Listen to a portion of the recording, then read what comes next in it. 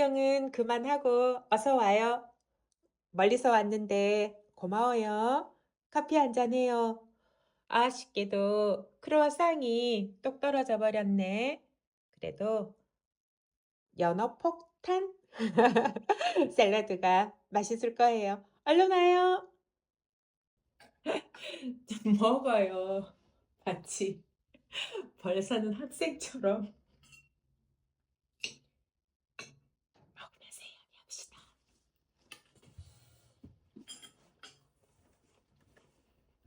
역시나 사교육? 그렇죠. 사교육을 안 해도 되는지 아니면 사교육을 안 하면서 불안하진 않았는지 가장 많은 사람들이 묻는 질문이기도 해요. 사교육에 관한 이야기가 나오면 내가 꼭 이 예를 들거든요. 나는 직장인이에요. 그쵸? 8시간 근무를 하는. 근데 나는 그 일에 대한 이미 배워서 알고 있는 사람. 어느 정도 사범대학을 나와서 교사 일을 했으니까. 물론 초임 때는 생판 모르는 처음 경험하는 일도 많았지만 지금도 종종 적지 않게 새로운 상황들과 마주치긴 하지만 어쨌든 익숙한 일을 하는 거죠. 자, 배워서 알고 있는 일을 해. 이 몇 년의 경험을 통해서 익숙한 일을 해. 그런데 이 일이 즐겁고 행복하고 가치 있고 보람차고 이렇지만은 않거든요. 힘들어요. 그런데 또 다행스러운 건 보상이라는 것이 주어진다는 거죠. 보상이라는 건 제일 현실적으로 뭐예요? 매달 꼬박꼬박 들어오는 월급. 직업을 잘 수행하기 위해서 자기 개발 엄청 하잖아, 그죠? 그로 인해 가지고 나타나는 결과들. 아이들과 소통이 좀 더 잘 된다든지, 수업을 디자인했는데 생각보다 효과가 좋다든지, 아이들이 과학이 재밌다, 즐겁다, 뭐 이런 피드백을 주면 엄청나게 성취감도 있고 보람도 있고 가치로움도 느끼고, 이 모든 것들이 있음에도 불구하고 직장인으로서의 하루는 힘들죠. 퇴근하면 그냥 쉬고 싶어요.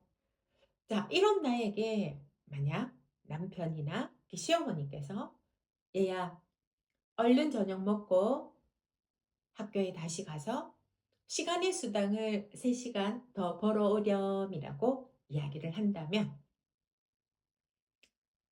좀 가격한 표현을 써서 목이 메이네. 미쳐버릴 것 같아요.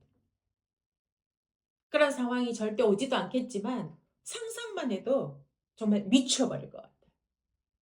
뭐라고?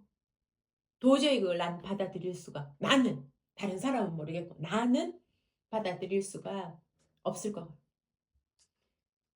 아이들의 삶도 마찬가지라고 생각했어요. 그런데 아이들의 삶은 나보다 훨씬 더 악조건이에요.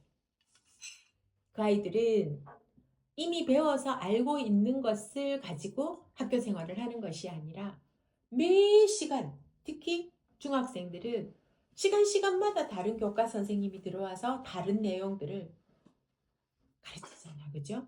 그 새로운 지식들을 계속 습득해야 돼. 여기에서 익숙함도 크게 없어. 이보다 더 중요한 건 우리처럼 즉각적이고 현실적인 보상이나 성취와 보람도 크게 없다는 거죠. 그런 아이들에게 얘야 얼른 저녁 먹고 다시 학원 가서 몇 시간 공부를 더 하렴이라는 이야기를 차마 음 갑자기 울컥하는데 내가 학교에서의 아이들의 삶이 시간들이 어떤가를 아니까 차마 그 이야기를 할 수는 없었어요. 그래서 나는 사교육을 안 시킨 게 아니라 못 시킨 거지. 도저히 아이에게 하루를 지내고 학교에서 지내고 온 그 아이에게 저녁 시간만큼은 자유 시간, 자기가 원하는 삶을 살 수 있도록 해 주고 싶었던 거예요. 주변에서 많은 분들이 좀 안타까워하기도 했어요. 조금만 더 푸시하고 엄마가 조금만 더 당겨 주고 조금만 더 도와주면 훨씬 더 잘하고 더 발전할 수 있는 아이인데 왜 저렇게 두느냐고 엄마가 헛똑똑이냐고 정말 그런 이야기 많이 들었었죠. 근데 나는 그냥 어 내 책 중에 10대 지금 이 순간도 삶이다라는 제목의 책이 있는데 교사를 하면서 그리고 엄마로서 살면서 나의 어떤 기준 내지는 가치 바로 그 아이들도 순간순간 모든 순간들이 다 진정한 삶이 되어야 된다는 거죠. 내가 학교에서 "소녀들." 이렇게 부르면 아이들이 "선생님은 왜 우리를 학생이라고 부르지 않고 소녀들이라고 불러요?" 이렇게 이야기를 하거든요. 그때 대답은 학생이라고 부르면 너무 공부만 해야 되는 사람인 것 같은 느낌이 들어서 그래서 그렇다. 그래서 나는 아이들이 삶을 살 수 있는 물론 학원은 아이 스스로가 선택해서 가는 아이들도 많다는 것도 압니다. 근데 우리 아이들은 잘 선택을 안 하더라고요. 둘 다. 그렇다고 사회교육을 하나도 안 시킨 건 그것도 아니에요. 예를 들면 작은 아이 같은 경우에 초등학교 3학년 때 영어 학원을 처음 보내달라. 그래서 이제 학원을 찾아오너라. 그래서 아이가 엄마가 알아주는 게 아니고요.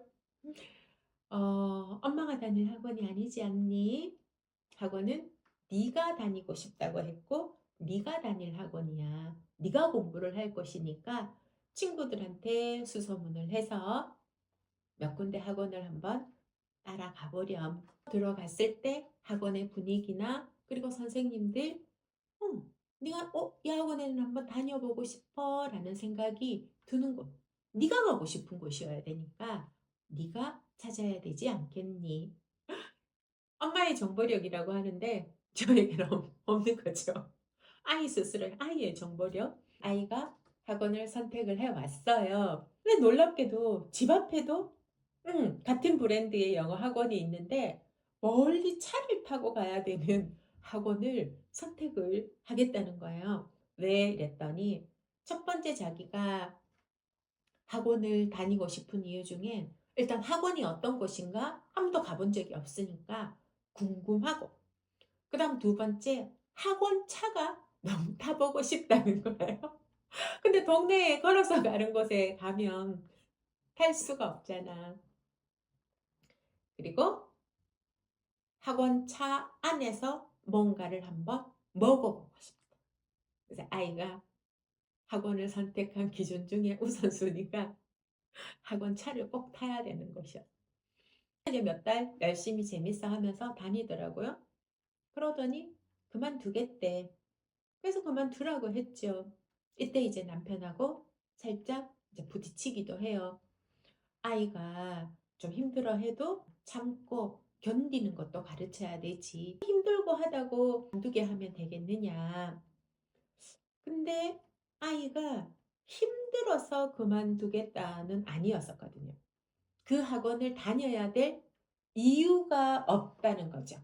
자기가 뭔가 배우고 싶은 게 있고 뭐 거기서 얻고 싶은 게 있었는데 그 학원이 그걸 더 이상 자기에게 줄 수 있는 것이 아니다라고 아이가 분명하게 이야기를 했었기 때문에 아이의 선택에 맡겼어요.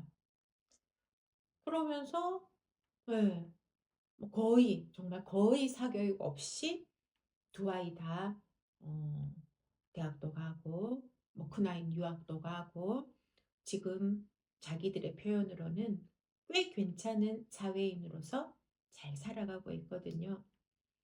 물론 가보지 않는 길은 우리가 모르는 거잖아, 그죠?